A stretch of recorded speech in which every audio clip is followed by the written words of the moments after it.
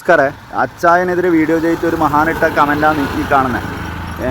ഒരു വ്യക്തിനെ വിമർശിക്കണമെന്നുണ്ടെങ്കിൽ അയാളെ നേരിൽ കാണണോ, അയാളെ അടുത്ത് പോകണമെന്നോ ഒന്നുമില്ല. മനുഷ്യ, എനിക്കിതൊന്നും അറിയില്ല. നീ ആരെല്ലൊക്കെ നേരിൽ കാണാത്ത ആൾക്കാരെ നീ വിമർശിക്കുന്നുണ്ട്. നിന്നോട് വർത്താനം പറയാനല്ല, നമ്മ പറയുന്നത് കണ്ടന്റാണ്. കണ്ടന്റ് അല്ലേ? എന്തിനാണ് വിമർശനങ്ങൾ പേടിക്കുന്നത്? അച്ചായൻ ചാരിറ്റി ചെയ്യുന്നുണ്ടെങ്കിൽ ചാരിറ്റി ചെയ്തോട്ടെ. അച്ചായൻ ചാരിറ്റി ചെയ്യുന്നതിന് ആർക്കും ഇവിടെ പ്രശ്നമില്ല. പക്ഷേ അച്ചായന് നേരെ വരുന്ന വിമർശനങ്ങൾ അച്ചായന് സ്വീകരിക്കാൻ വേണ്ടി പറ്റുന്നില്ലെങ്കിൽ അത് അച്ചായൻ്റെ ഫെയിലിയറാണ്. അച്ചായൻ്റെ PR ആയിക്കൊണ്ട് ആരും ഇങ്ങോട്ട് കുത്താൻ വേണ്ടി വരണ്ട. നല്ല ഭാഷയിൽ തിരിച്ചടിക്കാനും അറിയാം.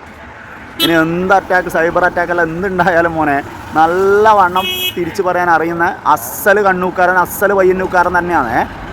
നിങ്ങളെ മറ്റേ ഉണ്ണാക്കും കൊണ്ടൊന്നും വരണ്ട PR-ൻ്റെ കേട്ടോ. നിങ്ങൾ മറ്റേ ഒന്നും മറുപടി പറയാത്ത യൂട്യൂബേഴ്സിനെ കണ്ടിട്ടുണ്ടാവില്ലേ? ആ കൂട്ടത്തിൽ പെട്ടവനല്ല.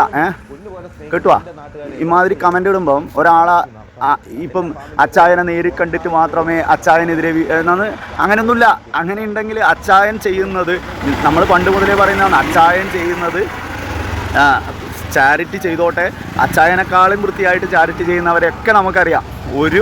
ഒരു സ്ഥലത്ത് പോലും പേര് വരാതെ അച്ചായനെക്കാളും ചാരിറ്റി വരുന്നവരെ നമുക്കറിയാം. പേരിനും പ്രശസ്തിക്കും വേണ്ടിയിട്ടാണെന്നുണ്ടെങ്കിൽ മോനെ പിന്നെ നന്നായി നിന്നെക്കാട്ടി നല്ല ജോലി ചെയ്യുന്നവൻ തന്നെയാണ്. നമ്മൾ അത്യാവശ്യം പഠിച്ച് ജോലി ചെയ്യുന്നവൻ തന്നെയാണ്. വെറുതെ വീട്ടിലിരുന്നിട്ട് കുത്തിയിരുന്നിട്ട് ചെയ്യുന്നവനല്ല കേട്ടോ. ഡയലോഗൊന്നും കൊണ്ടുവരണ്ട.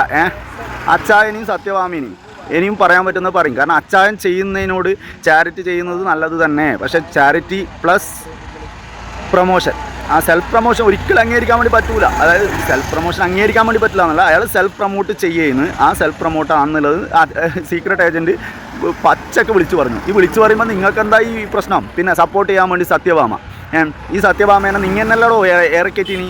അവർ ഒരു പക്ഷേ സ്ത്രീ സമൂഹത്തിന് ഏറ്റവും മോശമായ രീതിയിൽ വർത്തമാനം പറഞ്ഞിട്ടുള്ളൊരു ഏച്ചിയല്ലേ.